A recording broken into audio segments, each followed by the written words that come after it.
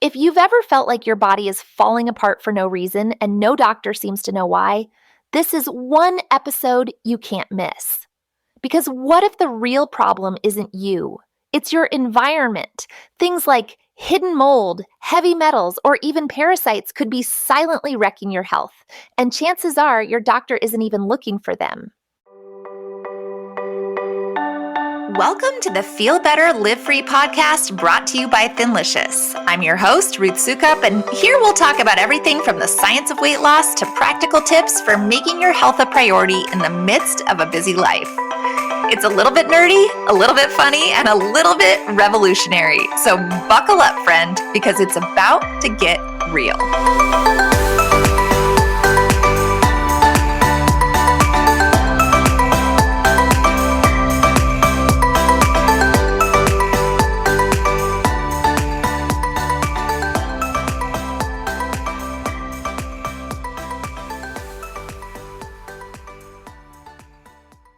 Hey there, and welcome back to the Feel Better, Live Free podcast. Once again, my name is Ruth Sukup, and I'm the founder of Thinlicious and the creator of the Thin Adapted System. And today we're chatting with Dr. Neil Nathan, a board-certified family physician with over 50 years of experience treating some of the most complex, misunderstood chronic illnesses out there, including things like mold toxicity, Lyme disease, and chronic fatigue. He's the author of several powerful books, including Toxic and Healing is Possible, and he's especially passionate about helping patients who've been told there's nothing more that can be done by getting to the real root causes of what's going wrong in the body. And today's conversation is eye-opening. We dive deep into how environmental toxins like mold, heavy metals, and even parasites can impact your energy, your hormones, your brain, and why just detoxing isn't nearly enough. If you've been struggling with mystery symptoms or feel like no one's listening to you, this is going to be a total game changer. I can't wait for you to hear this conversation, so let's get right into it. Neil, thank you so much for being on the podcast with me. I'm so excited to dive in with you today. Hey, thanks for having me. Yeah, so let's just start kind of with the background. I'd love to know just your history of who you are, what you do, and how you got to be doing what you are now. How much time do you have? I know you've been doing this a long time. Okay, so I went to medical school with the mistaken impression that I would learn how to be a healer. That's what I wanted to do. And I was kind of surprised and disappointed that that's not what they were going to teach me in medical school. They were going to teach me to be what I will call a medical technician. So what I wanted to learn, I learned a bit of, and I got my credentials. So I'm a board certified MD, and I've been an expert in what's called pain management, integrative holistic medicine, as well as family practice, which I've done. And my interest has always been in helping people that other people didn't know how to help. Again, probably a little bit odd in that regard, but so my colleagues from a very early time, and I've been doing this for over 50 years, my colleagues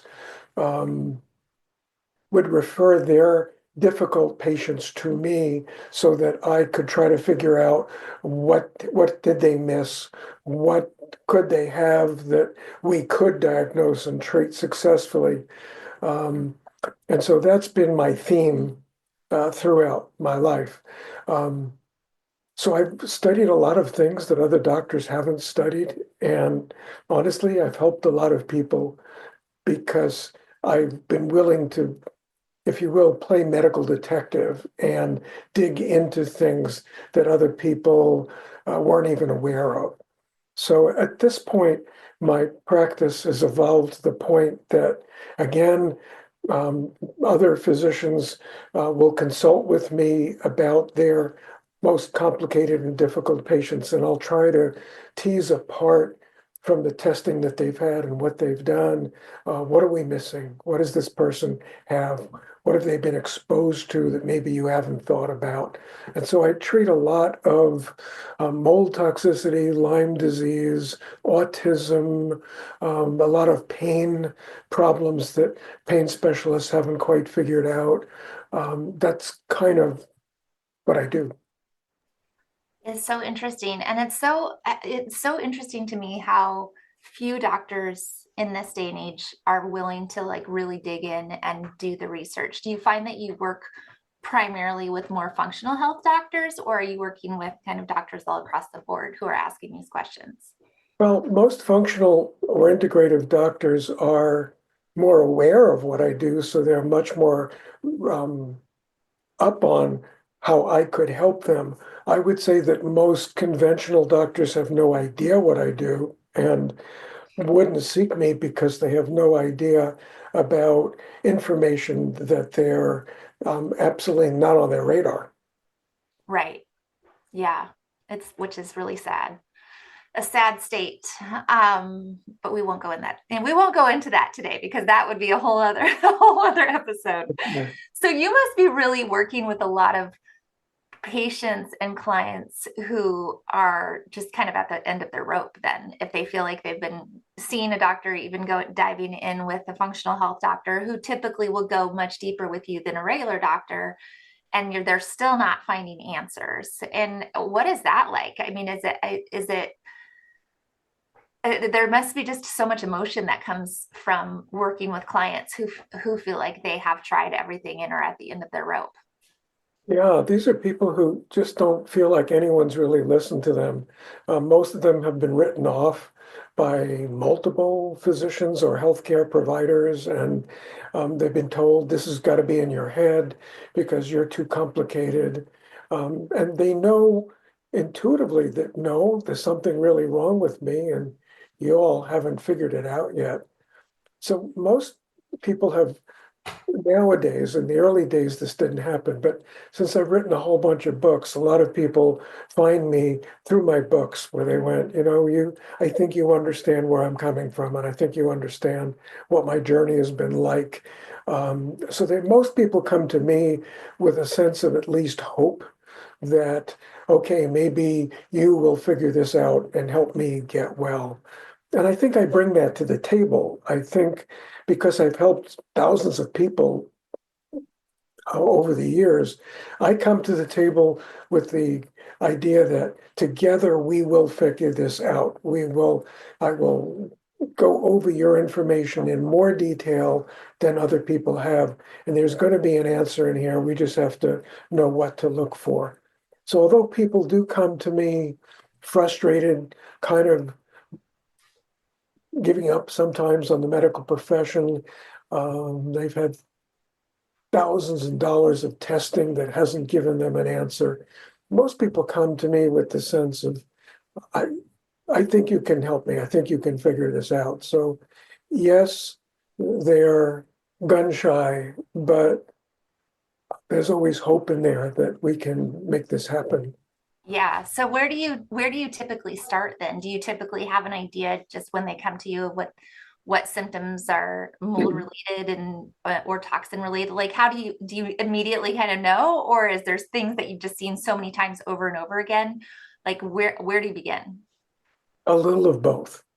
So, I mean, having done this for a very long time, there are certain patterns that I've learned or ways in which patients describe what's going on that immediately light up. We haven't looked at this yet, or we haven't looked at this yet.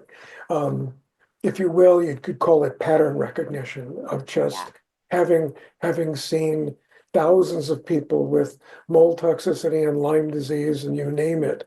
Um, there's a I don't think patients are aware that there's a pretty common thread through all of those, that if you're aware of what the condition is, it lights up immediately.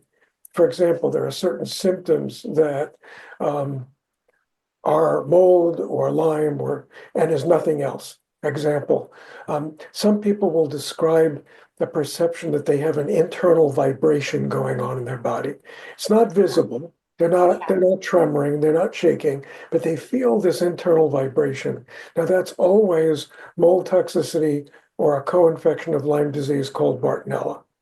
Um, Other Interesting. people will describe electrical pains or electrical sensations or an ice pick-like pain, and that's mold toxicity until proven otherwise.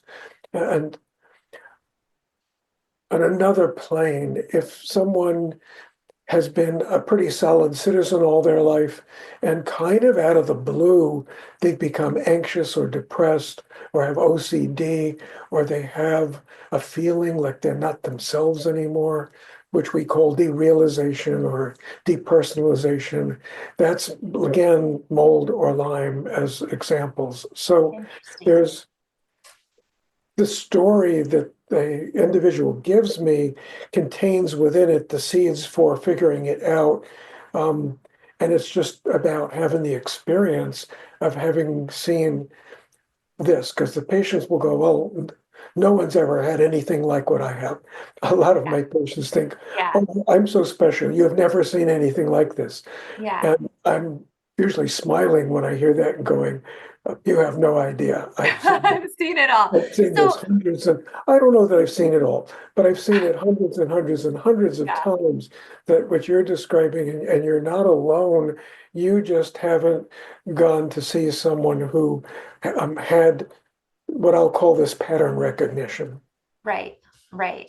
So what it's interesting to me though that you're talking so much about Lyme disease and mold toxicity having similar symptoms because I mean, and clearly I'm not an expert in either of these things, but as I understood it, Lyme disease it comes from ticks.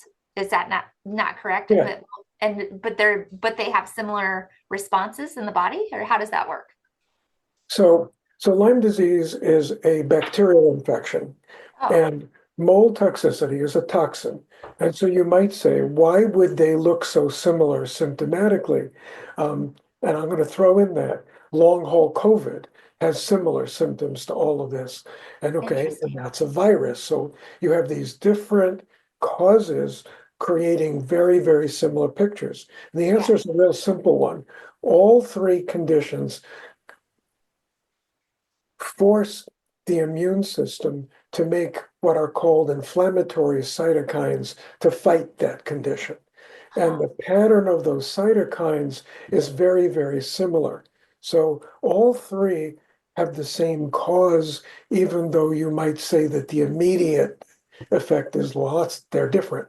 But really, what they're all being triggered by and caused by is the same. And so we need to understand the whole concept of inflammatory cytokines because that's where almost all chronic illness comes from. And we're just learning that now. Yeah, interesting. So, well, let's start with mold. Why is the mold exposure such a big deal? Like where is this coming from? Why how is this not like is this a super common thing? Do people know how to fight against it? How do you know that you've been exposed to mold and how do you avoid that? Okay.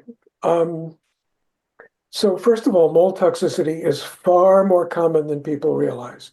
It's Yeah. estimated that there are 10 million Americans who have mold toxicity right now, and most of them have no idea. Okay. Second, most homes not most, a large percentage of homes in this country have mold in them to which people are being exposed. Studies done by the federal government have shown that 47% of the homes in this country have visible or smellable mold somewhere in there to which people are What? being exposed. So what we're saying is this is not rare. This is not, but it's still not known, despite what I'm giving you. Um, the majority of physicians, this has not crossed their radar as something they need to be aware of.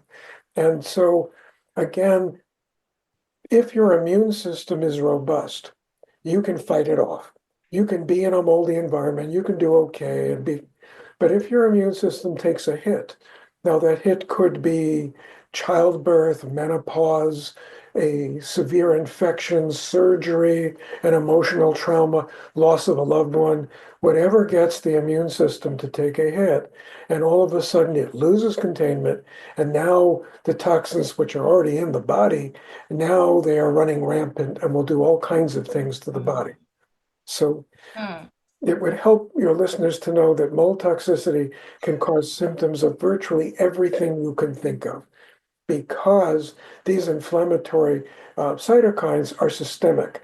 They will go to whatever a person's weakest area is, so that they could be respiratory symptoms. They could be causing an asthma-like condition, shortness of breath, chest pain. They can cause a lot of cognitive impairment, brain fog, focus, memory, concentration. In fact, you're probably aware of the groundbreaking work done by Dale Bredesen in the area of Alzheimer's disease. So you're nodding like you're not. So let me tell you about that. Dale Bredesen Not by name. is a neurologist who several years ago realized that the medical profession was going after treating Alzheimer's the wrong way because they weren't understanding what was causing it. And once again, inflammation is the trigger for this. And he worked out 36 different imbalances in the body, some of them nutritional, some of them being infections, some of them toxins, that if you measured them and treated them, you could cure or markedly improve Alzheimer's in a huge percentage of patients. And he's Wow. published many papers on it. For your listeners, he has a wonderful book called The End of Alzheimer's Disease, which you should know about. And what Dale found early on was that mold toxicity was a cause in 60% of those patients. And Whoa. now, with additional research and many years into the field, he would put it at 90%. No kidding. So a common illness that freaks people out, that decimates families, that's horrific, Yeah. might be way more treatable than people realize because they're not looking in the right place for the cause. Yeah. So in our patients with Alzheimer's, for example, once again, mold toxicity and Lyme disease are major causes, along with heavy metal toxicity, and in women, hormonal deficits. So that if you address those things, a huge percentage of people who are going down the road of getting Alzheimer's, you can turn that around either completely or enough so that people really get their life back. Yeah. So, That's and amazing. And so that's the statistics I haven't heard. Now I have heard that about the inflammation and insulin resistance and the fact that Alzheimer's is being referred to as type 3 diabetes and all of that stuff. But the mold thing is not a common conversation that's happening. Why do you think that is? If it's this common and it's this prevalent in society, I mean, what you're talking about, it's 48% of houses, 60% of houses, that's a lot of people. And why, so why are not more people talking about this? A, I don't know.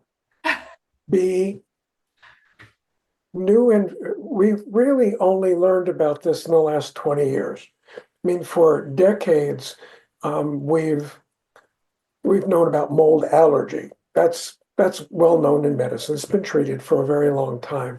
But mold toxicity is a relatively new concept, even though it's actually written about in the Bible. There's a section in Leviticus where they talk about if someone is living in a moldy home, do everything you can to clean it up, but if you can't, burn it to the ground. Um, Really? Now it's I'm gonna have to go look that up. it's Tomorrow's there. devotions. It's there. Um, I don't make up any of this stuff. It's there. My answer to your question is that new drugs, new technology has a huge economic thrust to push it into the public knowledge. New information is not embraced by medicine at all. And I mean at all, and maybe that shocks people, but the history of all science and medicine is that if a new piece of information emerges, the first thing that the old guard does is deny that that exists. It's like, Yes. no, no, no, that can't be true. That's not possible. And then it usually takes about 20 years for a new concept to be accepted by the medical profession when the medical profession decides that enough research has been done in this area to justify that as something worth studying. And so I get a lot of, when I talk with patients and other doctors, some doctors will say, well, if this was valid information, they would have taught that to me in medical school. I'm going, God, I went to medical school 50 years ago. This wasn't on anybody's radar at that Right. particular point. So you're telling me that if it wasn't taught to you in medical school, there's nothing new that's coming down the pike that's worth knowing. And yet, I know it sounds surprising, that is what I get a lot of by physicians. Or if this was valid, they would have presented it to me at my yearly specialty medical update. Well, Which was paid for by the pharmaceutical companies. yeah, nobody's doing that.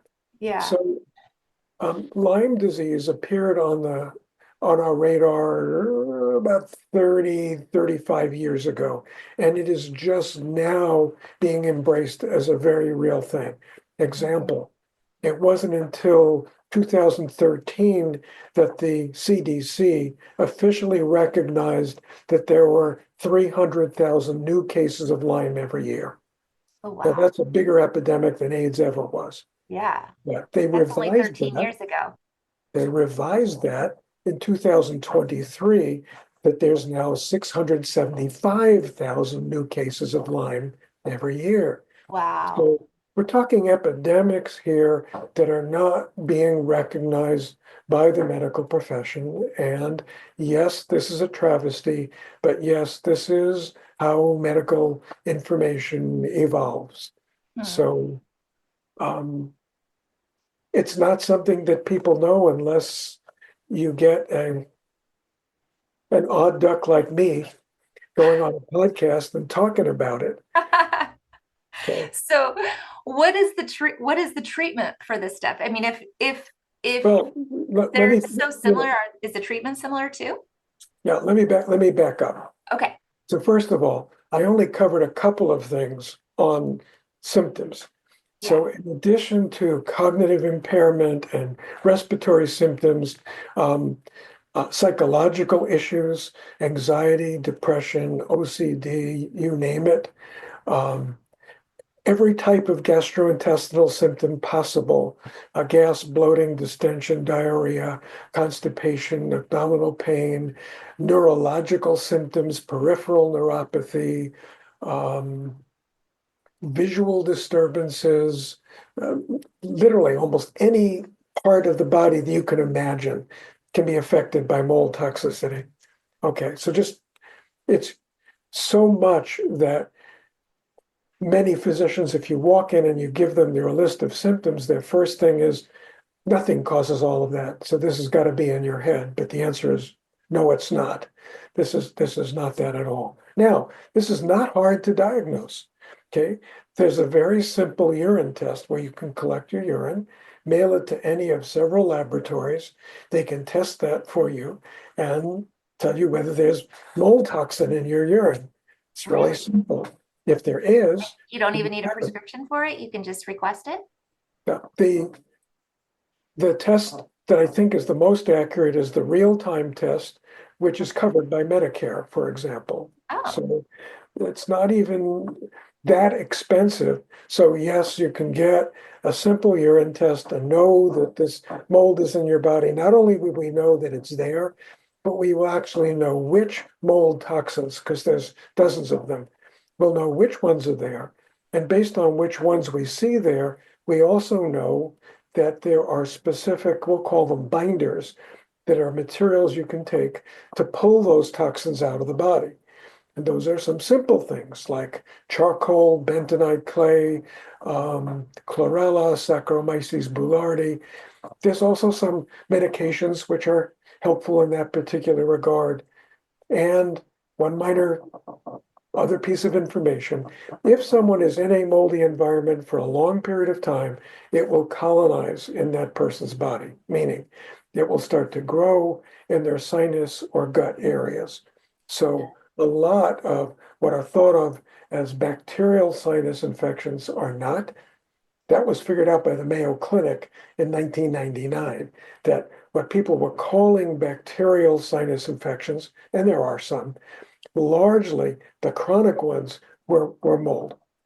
Interesting. And so again, these are things that the medical profession is slowly embracing, but the unfortunate word there is slowly.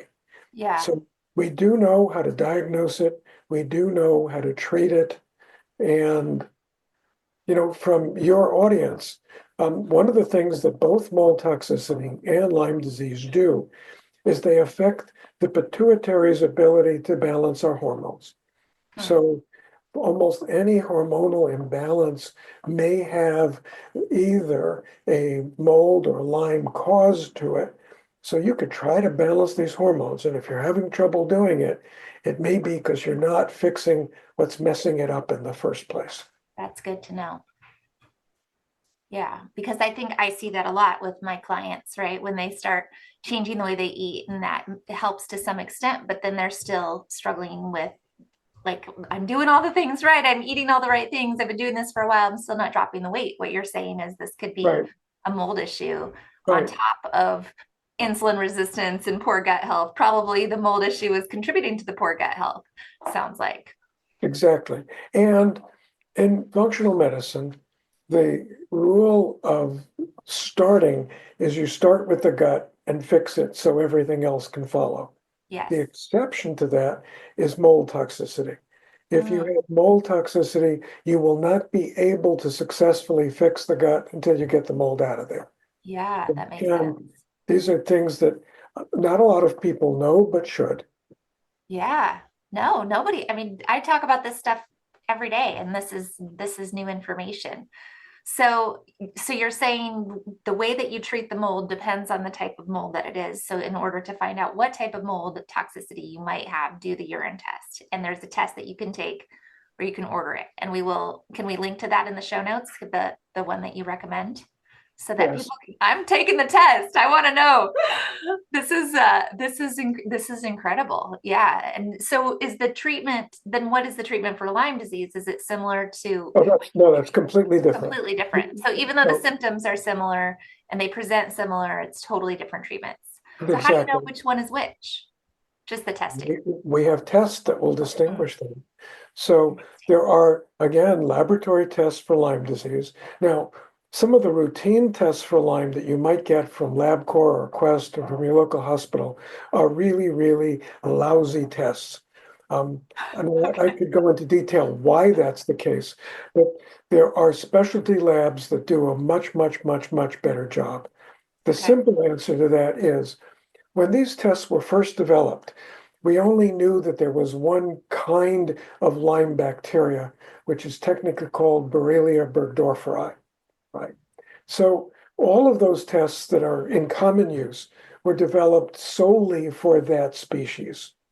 Unfortunately, as we've evolved here, we know that there are 30 plus species of Lyme disease, Oh, and wow. that if you only are testing for the Burgdorferi, you're going to miss it a lot. So the newer tests, IGeneX, for example, is a laboratory that has particularly pioneered this work so that they will test for dozens of species of Lyme, which is technically Borrelia, so that um, you will miss it with Quest or Lab 90+% of the time. And so many, many people who thought they had Lyme disease, they were bitten by a tick, they had a rash, they got sick, they'll go in, they'll get tested for it, and they'll say, nah, you test negative. You didn't Huh. get the right test. Mm, So it's important that people know that there are better tests than others. And again, Lyme is completely different because it is a bacteria. right. And it's much more complicated than that. I don't know how much you want me to get into it, but when you're bitten by a tick, it injects the contents of its stomach into you. And it's not just the Lyme bacteria in there, but there's other bacteria that they inject also. Bartonella, Ehrlichia, and a plasma, some viruses, and a parasite called Babesia. So it's Lyme disease isn't just this simple bacterial infection. It's this mishmash of whatever the tick had in it when it bit you. But these require a different approach because these are infectious agents. So they require antibiotics of different types. They require herbal supplementation of different types. We have to improve people's ability to detoxify from killing these various organisms. So forgive me, it's a little bit complicated, but there's a whole group of physicians that are trained now to do this, but they're not the ones you're going to meet in the emergency room. They're not the ones that are going to be your family doc. So be careful if you think you were bitten by a tick and were told, oh, I checked you and you're fine. I doubt it. Yeah. Like be willing to advocate for yourself. I think it always comes back to that. Yes. Get a second opinion, get a third opinion, do the research on who you might need to talk to. I mean, that's how people are finding you, right? They're reading your book, they're going, this person understands what I'm talking about. And I think that's so true. And I see that a lot in, just friends who are dealing with different things, is that sometimes they're just not, they just accept that first diagnosis. Oh, my doctor said this, and they take it at face value. And I that's not my personality. So I'm like, no, come on, let's do a little more research. Let's figure this out. Let's go. Let's ask somebody else and look into this a little bit deeper. But you have to advocate for yourself, or no one else is going to do that for you. I do have a question though about, and I don't know if this is something that you see a lot too, but I have been seeing a lot. I'm on X quite a bit, or what formerly known as Twitter, and I think I get a lot of alternative health things. My algorithm is trained to give me a lot of alternative health things, and so I see a lot about parasites. How does that play into any of this? Like, are you on the parasite bandwagon? Do you think, because according to what to half the people on X, everything that is making us sick is parasites. Have you heard this at all? And I don't know that I fully believe that, but I am curious to know like your thoughts, especially given your breadth and depth of knowledge on kind of the problems that other people aren't able to fix, what you've seen with that. That's a very complicated question. I have colleagues who see and treat parasites much more often than I do. Mm-hmm. I've been aware of it for my whole 50 years of practice. The problem is the testing that is available sucks. It just won't pick them up. But I have, when I thought it was even possible that people had parasites, I have treated them aggressively for it, and rarely has that been helpful in my experience. So but keep in mind, patients find us energetically. I don't know or understand how that happens, but the people who come to me somehow have a sense that I can help them, and they will have a particular makeup that allows me to help them. And so I call that water seeking its own level. Whoever finds me, I can probably help.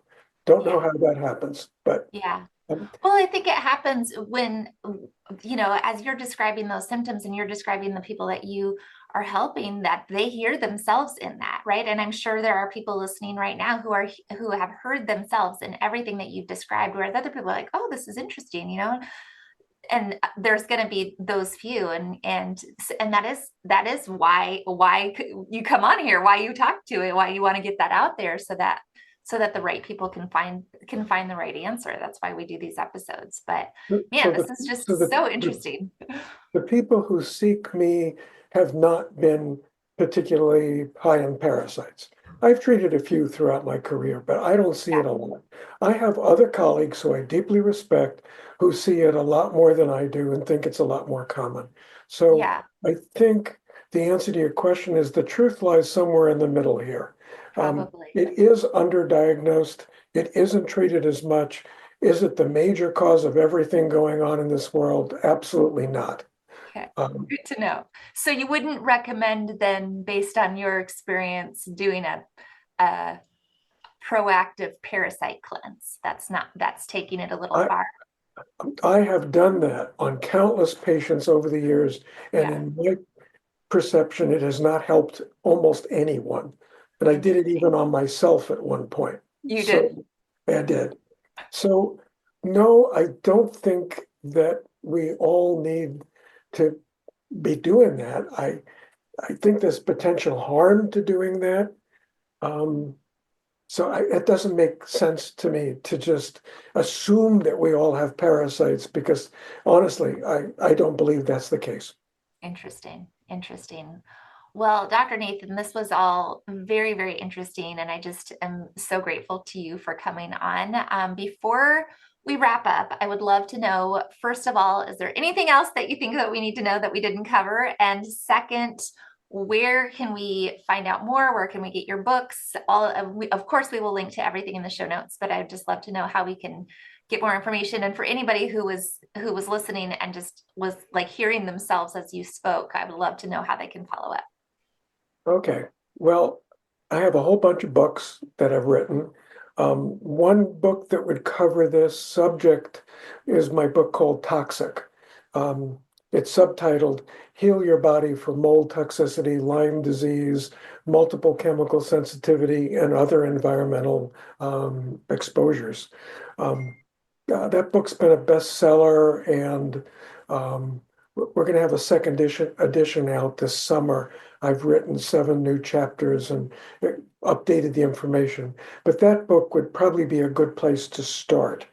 Um, for people who have become unusually sensitive, where they can't take medications or supplements or things like others can, or they're more and more sensitive to smells, chemicals, or light. My new book is called The Sensitive Patient's Healing Guide, and it goes into what's causing all of that, and from knowing the causes, how to treat that. So those things are now much more treatable. I do have a website, which is simply neilnathanmd.com.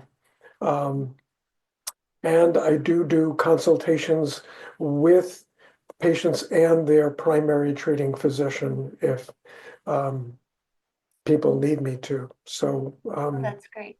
That's great to know. I'm out there somewhere.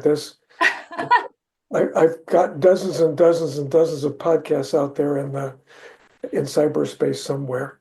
And people find you. And awesome. I love it. So, of course, like I said, we will link to all of those resources in the show notes, as well as the urine test that you recommended. So, if anybody wants to test their urine the way that I do to find out whether or not you have mold toxicity, you will be able to do that as well. Again, Dr. Nathan, Neil, thank you so much for joining me today. This was fantastic information, and I just appreciate you. Thank you for having me. All right, guys, that about does it for this episode. Remember that you'll find the link to Dr. Nathan's website along with his books, Toxic and Healing is Possible, plus all the other resources we talked about in the show notes. So be sure to check that out. And if you know someone else who might be struggling with unexplained symptoms or chronic fatigue, please be sure to send this episode their way. Then be sure to subscribe to the podcast to be notified of future episodes, and I'll see you back here for another new episode very soon.